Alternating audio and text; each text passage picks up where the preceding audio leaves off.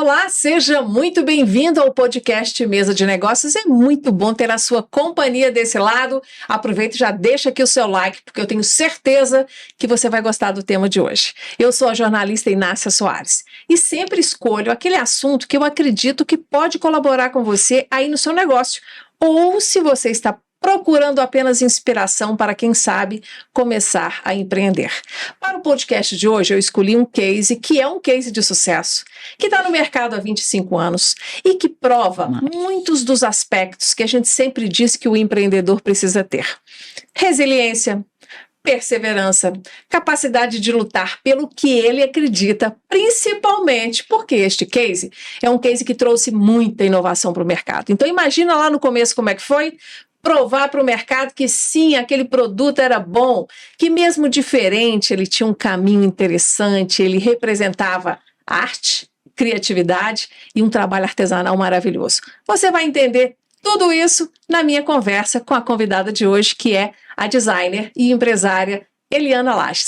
Eliana, seja muito bem-vinda ao podcast Mesa de Negócios, querida, mais uma vez. Obrigada, Inácia. E a Eliana, a gente sabe o que ela faz? Eu tenho aqui duas peças, pela distância da câmera, eu não sei se você vai ver direitinho. Ela faz crochê usando fio de metal. E aí ela incrementa com pedrarias variadas, aqui eu tenho pedras maiores, aqui pedras menorzinhas, e ela vai trabalhando isso, gente, em tiaras, em colares, em pulseiras, tudo que você imaginar. O crochê no fio de metal, ele aconteceu no meio do caminho, né? Eu era estudante ainda na época, né, de psicologia, e eu era aquela na faculdade que vendia de tudo. Calcinha, sutiã, sanduíche e bijuteria. E aí eu comecei a fazer uns brincos, né, e comecei a ir para a escola com ele. E as pessoas começaram a ver e me pedir, e achar legal, e eram coisas diferentes. Eu trabalhava muito com colagem. Com o tempo as peças acabavam caindo, né, as pedrinhas. As pessoas falavam assim, aqui, será que não tem jeito de você amarrar essa pedrinha? Eu falei, gente, como que eu vou amarrar a pedrinha aqui, né? Nem imaginava, né? E hoje o que a gente faz é mais ou menos isso. Porque o crochê, na verdade, no fio de metal, ele surgiu um bom tempo depois, né? Você aprendeu vendo alguém fazer? Não. Ou você que foi fazendo experiências? Não, eu fui fazendo experiências. Olha. Na verdade, eu estava buscando um fio para fazer um colar que sempre arrebentava, um colar de montagem. A gente vendia muito esse colar. Ele era lindo, mas assim, ele arrebentava. Por fim, eu já falava, olha, ele vai arrebentar e eu vou consertar, porque eu não sabia mais o que fazer para ele não arrebentar. E nisso, né, nas minhas andanças, buscando material, né, para montagem e tal, eu encontrei um fio de aço muito fininho. Eu falei, já sei, vou levar esse fio aqui para fazer o tal colar, para ver se ele vai arrebentar, porque não tinha jeito de arrebentar na mão, né? Aí tá, levei, comprei. Só que o modelo não deu certo. O modelo, ele precisava de uma flexibilidade, e o colar, ele era todo costurado, então ele ficou todo armado. Não deu certo.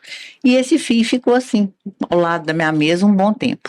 Aí, assim, logo que eu me formei, né, em psicologia, eu comecei a trabalhar em consultório e hospital psiquiátrico. E, nesse meio tempo, eu fiquei sabendo da existência de um rapaz que havia sofrido um acidente e ficou paraplégico em função disso. Eu falei, eu vou tentar arrumar um emprego para ele, porque eu sempre gostei muito de trabalho social. Isso, assim, eu sou, tipo, neta criada com vó. Uhum. E minha avó era muito, assim, muito isso, sabe? Minha avó saía curando o umbigo das crianças no bairro e eu atrás dando banho. Na hora que caía o umbigo, o banho era meu. Então, eu tenho muitos afilhados. Mas, enfim. E eu estava na maior angústia que eu não conseguia nada para ele. E eu fui em prédio residencial para ver se arrumava para ele como porteiro, prédio comercial como assessorista, empresa de ônibus e tal. Então, eu escrevi uma carta para ele perguntando se ele queria aprender a fazer bijuteria. Aí eu escrevi para ele, preguei um alfinete assim, coloquei assim o beabá da bijuteria e escrevi, olha, faça a voltinha no alfinete igualzinha a essa que eu estou te mandando. Aí coloquei um tanto de alfinete no saco, embrulhei e pedi à irmã dele que levasse para ele. Ela levou as coisas dele e no dia seguinte, Inácia, ela me trouxe tudo pronto. Eu falei, como? Que Ele habilidade passou a noite do Pedro. fazendo, né? E ele era vaqueiro no interior, tá? E violeiro também, que ele fazia muitas festas no interior. E aí eu fiquei assim impressionada porque assim, ele fez com perfeição. Eu falei, nossa, e agora? Eu falei, e agora o que que eu vou mandar para ele? Não tinha nada programado. Eu falei, já sei, vou pegar um tanto de bolinha, colocar dentro do saquinho, amarrei a bolinha. Eu falei, agora faz uma correntinha com isso aí que você fez. Você vai enfiar a bolinha, cortar de um lado, fechar do mesmo jeito e emendar as bolinhas. Ele fez quilômetros de bolinha, sabe? Eu tenho essas bolinhas até hoje, assim, muito, assim, já fiz cortinas, mas ele fez muita coisa, sabe? E aí eu comecei, falei, gente, agora eu não vou poder parar, eu vou ter que dar sempre alguma coisa para ele fazer. E assim começa a primeira parte da história, que até então não era uma profissão e que começou a caminhar para isso. Você teve seu primeiro ajudante aí, né? Tive meu primeiro ajudante. Aí o Pedro continuou comigo e outras pessoas começaram a aparecer, assim. Eliana, como é que é importante a gente acreditar nas pessoas, né? Com certeza. Acreditar é dar uma oportunidade, né?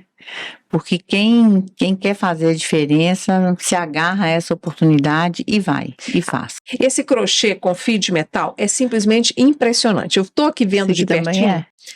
Não, eu estou vendo aqui esse contorno que você fez de branco no preto, dá um valor, né? Porque a gente tem que chegar de perto para ver que tem preto aí. Porque você acha que é uma rosa vazada, né? Que é uma flor vazada.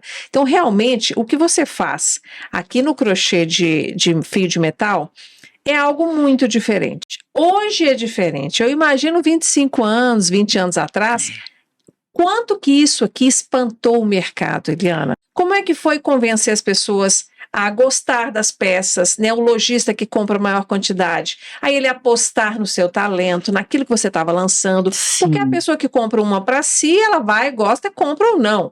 Mas o lojista ele tem que confiar para poder levar para a vitrine dele. Como é que foi esse processo de convencimento do mercado naquela época? Olha, na época realmente foi um trabalho assim único, assim, não existia. O crochê surgiu, inclusive na minha vida, né, buscando pessoas para capacitar, para fazer a bijuteria, no caso a montagem. No caso, o Pedro iria ensinar essas pessoas. E aí, na época, eu fui participar também de um programa de TV e lá eu falei, né, que a nossa empresa daria preferência, né, para pessoas com mobilidade reduzida. E no dia seguinte, várias pessoas me ligaram, mas muita gente, o telefone não parava de tocar. E dentre elas, uma senhora, ela se chamava Dona Geni. Dona Geni já foi para o andar de cima. Aí eu falei, Dona Geni, mas a senhora já fez algum trabalho manual, alguma coisa? Ela, já fiz, mas foi crochê, tricô. Quando ela falou isso, eu olhei para aquele fio que eu tinha comprado para o Pedro fazer o colar e que não deu certo. Eu falei, Dona Geni, então a senhora tenta fazer uma coisa para mim? A senhora não vai aprender a fazer nada, a senhora vai me ensinar. A senhora passa para o fio de metal, aquele que a senhora sabe fazer na linha. Ela, mas não vai dar certo não. Eu falei, Dona Geni, tenta, Dona Geni. Aí ela mandou uma correntinha assim. Eu falei, tá bom, Dona Geni, agora põe essa correntinha mais larga, vamos fazer ela mais larga para virar uma pulseira, né? E aí ela foi aumentando, foi acontecendo. E as bolinhas que as pessoas pediam para amarrar as bolinhas, eu falei, quem sabe dá certo, né? Falei, será que tem jeito da senhora colocar todas as bolinhas no fio e à medida que a senhora for tecendo, a senhora puxar uma bolinha e ir amarrando essa bolinha? Então, assim, foi uma tentativa que deu certo. Eu nunca tinha visto em lugar nenhum, eu nem imaginei, eu nem comprei o fio para fazer o crochê no fio de metal. Tem um grau de dificuldade a mais fazer o crochê no fio de metal. É um trabalho que exige, sim, persistência, né? Muita persistência. Uma destreza até maior nas mãos, né? Exatamente. E muito treino. Tem que ter treino, não adianta achar que vai começar a fazer e vai disparar na produção, não vai. Eliana, me conta como que é a sua rotina de produção, de criação especificamente. Você se obriga a lançar produtos novos, modelos novos, de quanto em quanto tempo? Nas estações, normalmente, tá? 4 vezes por ano, então? 4 vezes, até então, isso não é uma coisa muito engessada, não. Já foi mais engessado, porque assim, nós fazíamos feiras e mais feiras e mais feiras e mais feiras, eram muitas feiras. Tinha ano que eu fazia, assim, 14 feiras, assim, era exaustivo.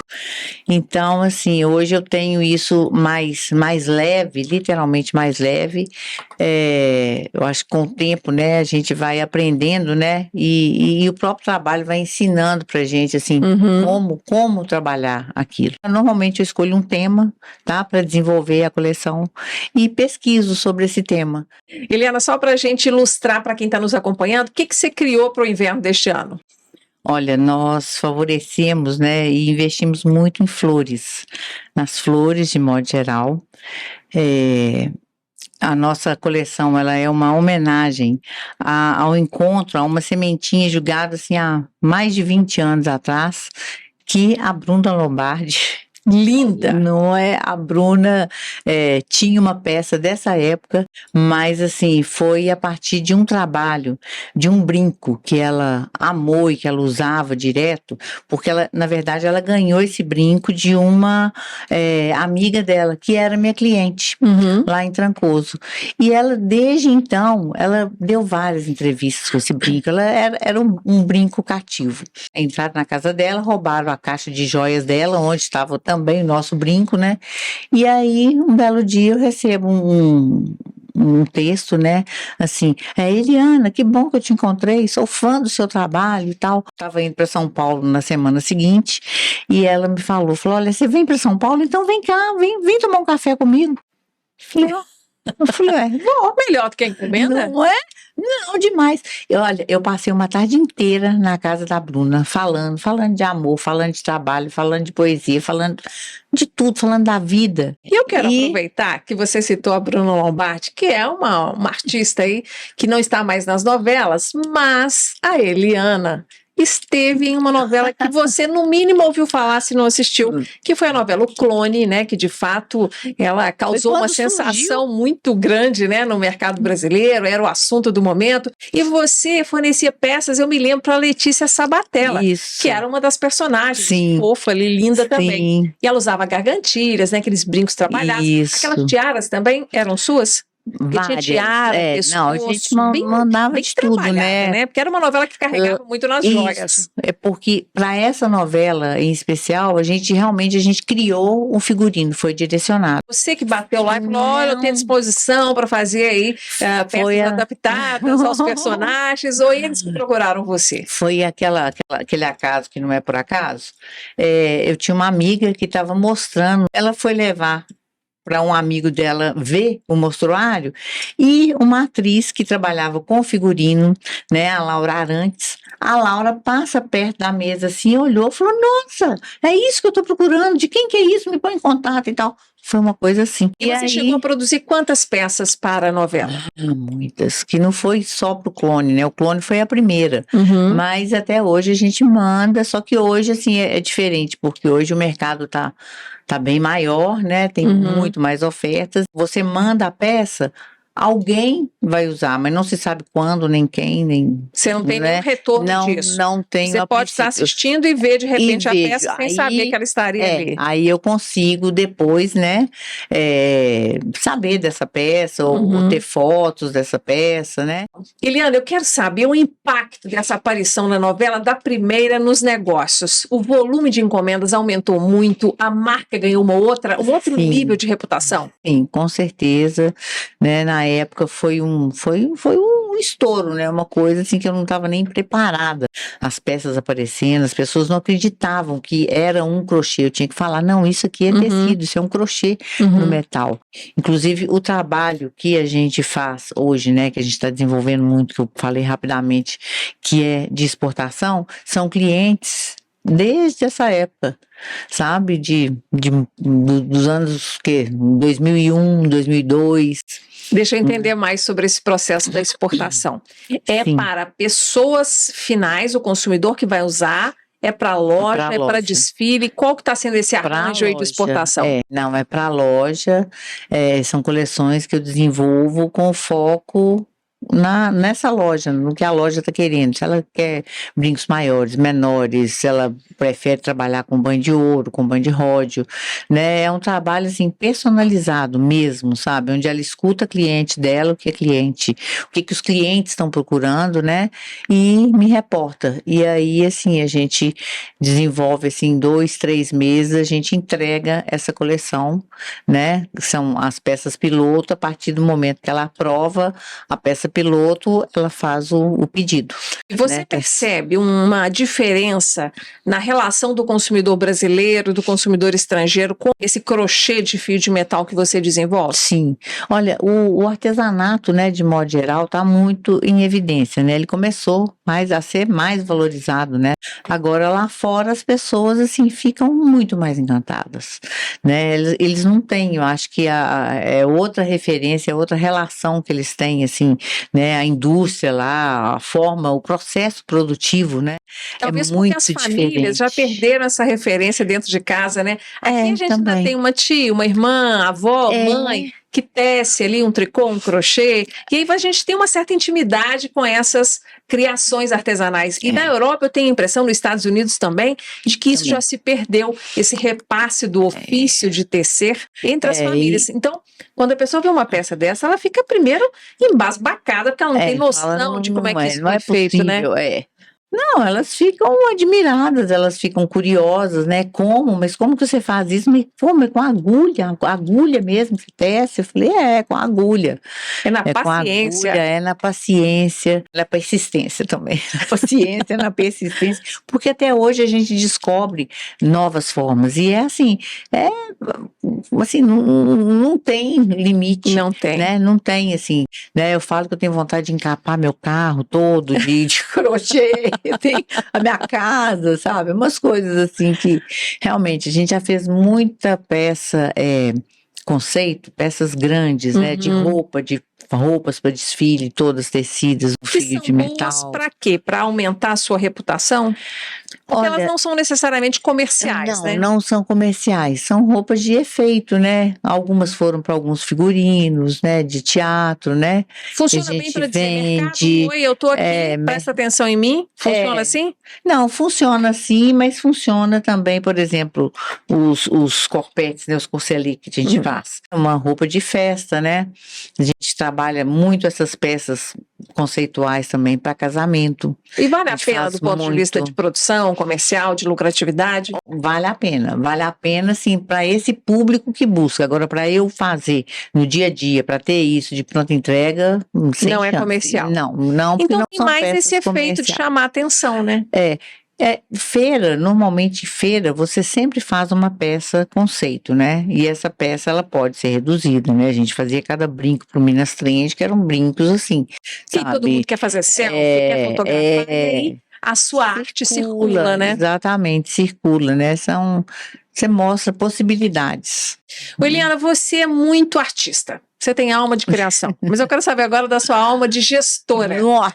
Ao longo dos anos, você sente que melhorou muito? Você já consegue ter firmeza no processo de decisão e não sofrer mais no controle dos indicadores, dos números? É um desafio constante isso, né? Eu não faço isso sozinha, né? Eu tenho quem me ajude nisso, mas assim, é a parte mais chata que eu acho assim de fazer e que antes, né, até por não dar tanta importância, que é necessário, é imprescindível prestar atenção aos números. Essa é uma parte chata, mas é ela que te mantém de pé. Exatamente. Você sabe que eu já tive um consultor que uma vez virou para mim e falou assim, não, você não importa não, né? Parece que você tem dó de vender as peças, você adora ver as coisas aqui, tudo cheio e tal, basta chegar e falar, nossa, que lindo, para você já tá já bom, agradou, né? Já é o seu pagamento. Mas era mais ou menos assim, eu não considerava muito isso, né? Mas enfim, essa minha veia empreendedora vem muito mesmo, assim, da minha família inteira, assim, Trabalha por conta própria. Assim, desde que eu me entendo por gente, né, eu via meu avô, né, não sei, tipo, a minha avó não, que ela era professora, mas o meu avô tinha a venda dele, né, meu pai mexia com carros, compra e venda, minha mãe, né, representante, e por aí, sabe. Por isso você não teve medo de empreender? Olha, para te falar a verdade, eu nunca parei para pensar, né, tipo assim, eu vou empreender. As coisas foram vindo e eu fui assimilando aquilo que estava chegando para mim. E na hora que eu comecei a ver o resultado do trabalho e as possibilidades, eu falei, gente, eu quero fazer isso o resto da minha vida, né? Aí eu lembro que uma amiga falou, nossa, será que você não vai enjoar? Não, eu falei, não, acho que não. E realmente eu não enjoo, não. E cada dia que passa, assim, a gente descobre, né? É literalmente um desafio, que é a nossa segunda marca, inclusive, que é um trabalho social. Sempre tive vontade desde o início, que eu nunca tinha conseguido juntar. E agora ele está em desenvolvimento, ele entrou para dentro das penitenciárias, sabe, até para levar, para dar essa oportunidade e também para formar essa mão de obra. Então você ensina lá as pessoas que trabalham com você o crochê de metal. Isso. E o desafio, né, porque esse presídio que a gente está trabalhando é um presídio modelo. Então, feminino ou masculino? Feminino. Tem masculino também, mas a gente está trabalhando no regime fechado do feminino. E eles têm uma proposta assim mais humanizada, né? As meninas, né, por exemplo, elas não ficam presas, encarceradas, né? Elas ficam soltas.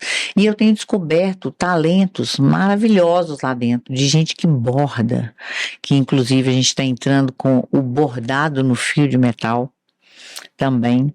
Para roupa? Para roupa, para adorno de casa, para decoração, para tudo. Nossa. Elas estão experimentando, ao invés de bordar com a linha, bordar com isso. E isso, as primeiras peças vão para os Estados Unidos, né? Esse bordado da roupa, né? Esse acessório, ele vai acontecer de uma forma, assim, bem inusitada. Assim, excelente. Bem lindo. Tô adorando isso. Lindo. Muito bom, parabéns. E vamos então falar agora das oficinas, que são outra interface que você criou com o mercado, outra maneira de levar o seu know-how, o know-how da sua equipe, para ensinar outras pessoas. Aí não precisa ter necessariamente o intuito de uma formação de mão de obra, pode ser alguém que queira apenas passar o tempo ali e enquanto faz um tecido ali de metal, é isso? É. E aí, como é que vão funcionar essas oficinas? Já começaram? Já começaram. A gente está dando essa oficina lá em Acuruí, que é aqui pertinho de Ouro Preto. Eu fui através de um convite de um grupo de joalheiros, tá? O convite surgiu de lá. E para dar essa oficina, eu nunca tinha dado uma oficina. E quem está participando da oficina? São moradores da região? São os moradores da região. E o intuito desta empresa que te convidou é qual? De capacitação das pessoas. Visando o quê? Uma geração de renda? Visando uma geração de renda, visando o turismo, porque é um lugar cheio de cachoeiras, atraindo olhares para esse lugar. Para que eles possam desenvolver artesanato, assim, na mesma linha do seu. O que a gente está ensinando lá é isso, é mostrando a possibilidade, né, delas desenvolverem, não delas copiarem. Elas não podem copiar, inclusive, nada do que a gente faz. Elas podem se inspirar em tudo, mas assim, tem que ter identidade. E aí vai da criatividade, a gente quer incentivar isso, sabe? É a criatividade, é o empreendedorismo, é o trabalho autoral de cada uma. Você continua ocupando a maior parte do seu tempo com criação ou área comercial, visitar cliente, participar de eventos, dar entrevistas como você está dando aqui, continua sendo também uma responsabilidade muito grande sua e que não dá para delegar? Continua sendo uma responsabilidade minha, sabe? É muito minha por enquanto e assim, e nessa formação e nesse caminho, né? Eu conto com as pessoas que eu busco para me ajudar, né? No caso das minhas mentorias, né, que eu faço e cursos esporádicos, mas para se capacitar como gestora. Para me capacitar como gestora, exatamente. Que tem que se capacitar, não dá para ficar só no improviso, né, Eliana? Não tem jeito, não tem jeito. Porque senão vem um e te passa a perna. E é uma exigência, né, do mercado atual, né? Você não tem tempo mais para fazer de conta e improvisar, exatamente. Qual que é a grande lição que você tem nesses 25 anos, um pouco mais aí, empreendendo com o crochê de metal, com outros artesanatos, né? E também com venda que você fazia na época de estudante na faculdade. Isso. Esse caminho empreendedor, essa jornada empreendedora, você recomendaria para qualquer pessoa ou para pessoas que tenham um perfil determinado? Quem dá conta de empreender, eu acho que é aquela pessoa mais determinada, sabe? Aquela que não se abala por qualquer coisa, é uma pessoa que tenha resiliência, que tenha paciência também, porque tem coisas assim que acontecem pela primeira vez aqui e agora, né? Não dá para programar. né? Tem que ter a capacidade de reagir. De reagir, e você sabe que eu escutei, né, há pouco tempo, que eu acho que é muito válido, e que faz muito sentido. Antes as pessoas, né, antes a gente falava no QI, né, no coeficiente intelectual. Depois veio a inteligência emocional. E agora, a bola da vez, e eu acho que para sempre, vai ser a inteligência espiritual, sabe? É você buscar nisso também, buscar no seu propósito, sabe? Que eu creio que Deus tem um propósito para cada um de nós, né? Um significado a mais para a vida. Exatamente. E Deus não une pessoas, ele une propósitos mesmo, né? Então, às vezes, parece que a coisa acontece assim, nossa, isso foi mágico, gente. Sabe, como assim? Né? Mas não, são alinhamentos, quando a gente busca mesmo, quando a gente conversa com o homem lá de cima, né? Se encaixa e funciona, né? Funciona. Mas o que não quer dizer que a jornada vai ser fácil. Não vai ser fácil. Muitas vezes eu já falei, não, vou voltar à minha profissão de formação, vou voltar para o consultório, para o hospital e tal. Mas aí eu não estou sozinha nisso mais, sabe? Desde que a gente começou a fazer esse trabalho, né? Desde que surgiu esse trabalho, eu nunca estive sozinha, né? Então, se eu olho para trás assim, eu falo, gente, sabe? Olha quanta gente, sabe? E, inclusive o Pedro até hoje caminha comigo, tem 34 anos que a gente está junto, sabe? Então, assim, e vários outros que têm 15 anos que trabalham comigo, 20 anos que trabalham comigo. Então, assim, não é só por mim, né? Então, eu tenho certeza, assim, que o propósito, assim, vai muito além de mim, muito além da minha vontade, né? Porque se fosse só por mim, eu já teria desistido. Teria outros caminhos mais fáceis, digamos, né? Mas não. Outros caminhos mais fáceis. Essa é uma escolha que, às vezes, o empreendedor não tem a consciência quando começa um negócio próprio. A jornada não é em linha reta. Nunca. Ela é pedregosa. O caminho pode ser derrapante. Mas vale a pena. Quer dizer, você acabou de dar um motivo para continuar na sua jornada difícil, que é levar outras pessoas com você. E é muito gratificante, sabe? E vão chegando, parece que as pessoas vão chegando, realmente. E além disso, gente, as peças são lindas mesmo, você tem que conhecer, vai lá no Instagram da Eliana Lages, você vai ver sempre vídeos, eles mostram ali até processos de produção, mas sobretudo as peças prontas para você viajar na composição do seu look aí, viu, meninas? Para que vocês possam não só usar, presentear. Então, é uma artesã aqui de Belo Horizonte que se tornou uma empresária, que é uma artista, uma designer, que cria peças exclusivas, que vende para vários países do mundo, e eu acho muito bom a gente poder valorizar esse talento, esse esforço, essa dedicação aqui no podcast Mesa de Negócios. Espero que você tenha gostado demais desse case, porque eu adorei te rever, saber dessas novidades, querida. Essas ramificações aí que o crochê de metal está desenvolvendo em penitenciárias, no interior de Minas, desenvolvendo novas pessoas hábeis, né, para exercer essa técnica. Parabéns, viu, Eliana? Obrigada, querida. Espero que você tenha gostado desse reencontro aqui também. Adorei. É bom, né, contar as coisas que a gente está fazendo? Muito bom. E há quantos anos, né? Há muito tempo que a gente não se via. Né? É bom saber que você continua produtiva, iluminada e persistente, porque a gente sabe que o caminho exige tudo isso, né? Exige. Muito Obrigada, bom. Obrigada, Eliana. Parabéns. Obrigada. Gente, a vocês, muito obrigada pela atenção. JP, muito obrigada pela nossa direção aqui no Estúdio 09, transmitindo diretamente para você aqui de Belo Horizonte. E você não se esqueça, hein? Deixa o seu like, pode transmitir esse programa para o lojista que você acha que precisa conhecer essas peças tão originais, às vezes para um estilista que está querendo aí fazer um desfile muito maravilhoso. Combina com a Eliana peças bem autorais, diferentes, para brilhantar o seu trabalho, ou você que é um arquiteto ou um decorador, também pensar em algo diferente para, usando essa técnica do crochê e esse talento que está aqui em Minas Gerais, tão pertinho de nós, vamos valorizar. Boa sorte aí no seu negócio também. Obrigada pela atenção.